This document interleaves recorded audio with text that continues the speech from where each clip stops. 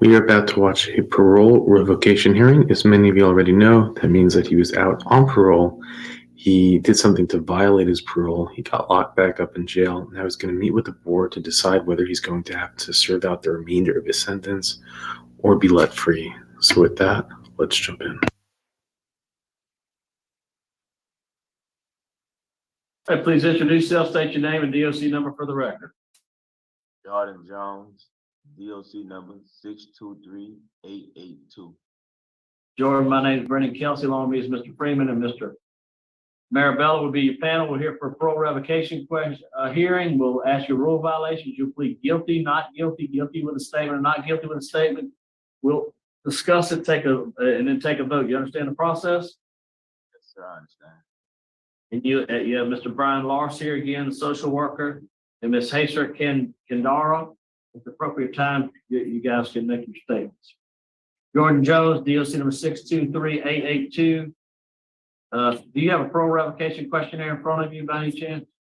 Yes, sir. That's your signature at the bottom? Yes. Okay. Can you read and write? Yes, sir, I can. Okay. Rule number 4.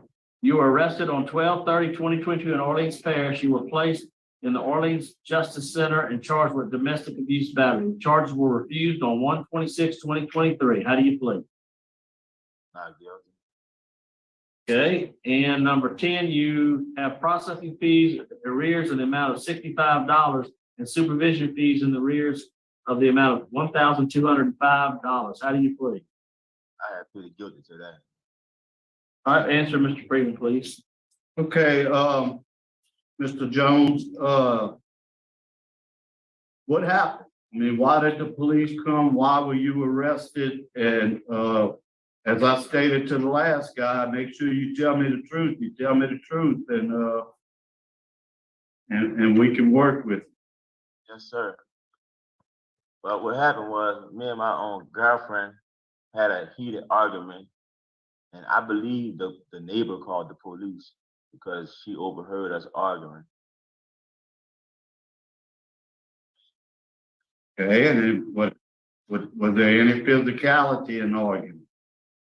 Well, basically, with me trying to leave the house, it was a little physical with me trying to leave when I had packed my stuff because I was going by my sister's house after we had an argument because I ain't go to work that day because I ain't go to work that day because I had to go to court for a traffic ticket that I had to go for in Harahan. So when I had made it back home, she had just came through the door and we had a brief argument about something that happened last night dealing with the Thursday night football game. Cause she came home later and I was upset or whatever because I had cooked dinner. I had cooked red beans and pork chop and cornbread. And by the time she got home, the mail was cold. So that's where the argument first started. Then the argument picked back up the next morning when she came home from work. She had came home from work early because we didn't get much sleep. We were arguing most of that night. So when she came home from work, it was an argument and she pushed me or whatever and I grabbed my stuff. And by the time I went outside, the police was already in front of the door. So that's how I figured the neighbor called the police because she was in front of me the whole time. Okay.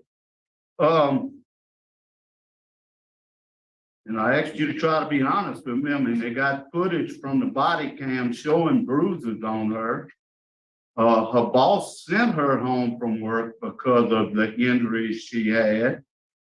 So you trying to say you never put your hands on her, didn't injure her? I pushed her off me. I did not smack that girl. I did not, sir. I didn't. So how did she get these injuries? Yeah, I don't know. She was up most of the night. She worked. She was drinking. I didn't see no injuries on her when the police came. I saw because she's very red and light. She's a light-skinned female. Like she almost passed for Caucasian. I didn't see not one injury on her. Okay, and what about the statement she made that this goes on 3 or 4 times a week? Y'all getting these physical arguments. Yeah, we have arguments, but they don't get physical. That girl was mad because I was leaving and going to move by my sister's house. And I told her I didn't want to be with her no more. And that's what it was. So she wanted me in jail at the time, but as time went on, she realized that it's not right having me in jail if I'm not abusing her. Okay, let me ask you this, you had some other violations before where they ordered you to go to anger management and you didn't go. What happened? Well, when I had got out of jail, I had contacted my lawyer. I left her messages, and I never was told where to go at. Nobody never told me where I go at to even start by attending anger management when I had got out that time. Did you reach out to your parole officer? I reached out to her, but it wasn't nothing about anger management. After 3 months, it was never. Want to ask? Sir? Okay, I have no further questions. Okay. We'll hear from the social worker now. Mr. Lars? Yes, sir. Social worker with the Orleans Public Defender's Office, and I'm here in support of Mr. Jones. Again, in meeting with Mr. Jones on several occasions, I've had the opportunity to build a very positive relationship with him. And some of the things that I identified in meeting with him is that we've developed a very positive working relationship. And he has been able to verbalize remorse, on how he possibly could have handled the situation. Because we talk about those things. Again, like I said, I always ask my clients, do you think you could have handled the situation better? Is there anything that you think you could have done? It's just kind of like a CBT kind of like approach. And I'm sure he'll be able to talk about those things when he makes his statement. And one of the things I definitely just want to point out, I think I feel similar to this case as well. And one of the things I just want to point out, and by the way, I've had several conversations with Ms. Talbot, and she expressed that she wants Mr. Jones home, and that he's very supportive, and that he's been a great provider to her and her family.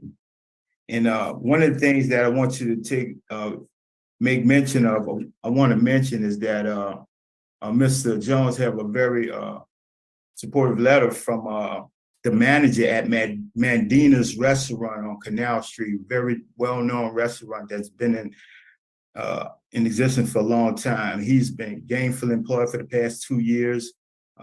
His manager speaks very highly of him, and he'll be able, he will have, be able to secure employment if he's granted release. He also have a letter from Ms. Talbot, expressing her wish to have Mr. Jones home. And again, I put some things in place to address any underlying issue. He said he didn't know where he had to go the last time for anger management, domestic violence classes. He'll know from me. I've already had this discussion with him. He agreed to accept our services and recommendations. And I've also referred him to CADA, and that's included in the package too. CADA, we work very closely with CADA, where he'll be able to participate in those anger management classes, domestic violence classes, and things of that nature. And also at First 72. I think he'll benefit from some mentorship and participating in peer support groups. Again, he'll have access to our office to meet daily to help him to work through life challenges or to kind of navigate through difficult situations. And it is an opinion of the Orleans Public Defender's Office that Mr. Jones will stand a better chance of success with the plans that I've detailed, with the steps that I've detailed, rather. Mr. Jones is not a bad person. Again, he wasn't just around, he's been gainfully employed for 2 years, and I think that he's trying. I just think that he needs some additional support, and I'm there for him. And I also put these supportive measures in place to assist on the work that I'll be doing with him. All right, thank you. Thank you for your comment. Yeah. Mr. Candera, Ms. Candera, would you like to make a statement? Yes, good morning. My name is Hajar Kandara. I'm an attorney with the Public Defender's Office. I first met Mr. Jones, I'll keep my comments brief. I first met Mr. Jones January 1st of this year on a Sunday. The two main things we talked about is one, his 10-year-old son, whose birthday was on Mardi Gras. He spoke very highly of his son, and he accepted responsibility for being where he is. He didn't express anger towards Miss Talbot, or the police or anyone else. He understood that his actions of starting the argument or like continuing the argument but not leaving led to his arrest. However, I think with the connections Mr. Lars has put in place for Mr. Jones will help him redirect his life and be a continuing member of the New Orleans community. I think his continued employment at Mendina's will ensure his stable environment. And I can't speak to his previous attorney, but Mr. Jones has my cell number. And if he's to call or text me for anything, I'm here and ready to help him and connect him to more services or any other services he may need, and I would suggest that he be given another chance.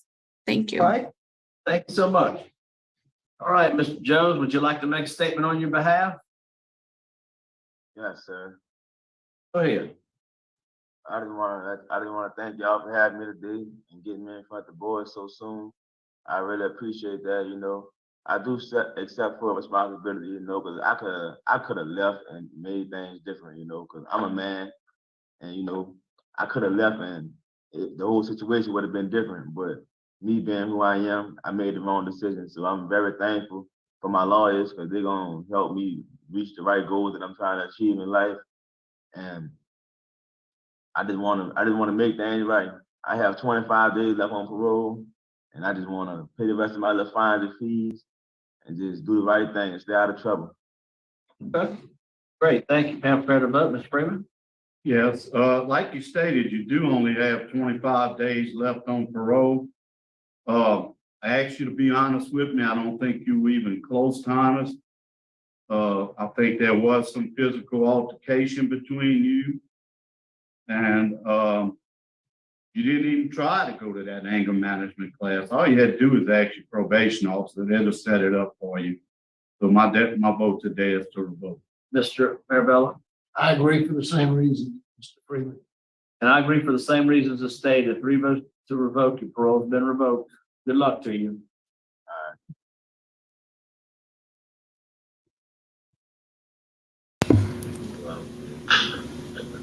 Yeah, definitely not. I agree. I don't think he was being honest. Bruises don't just, man, that walk being cuffed on your feet and hands is just,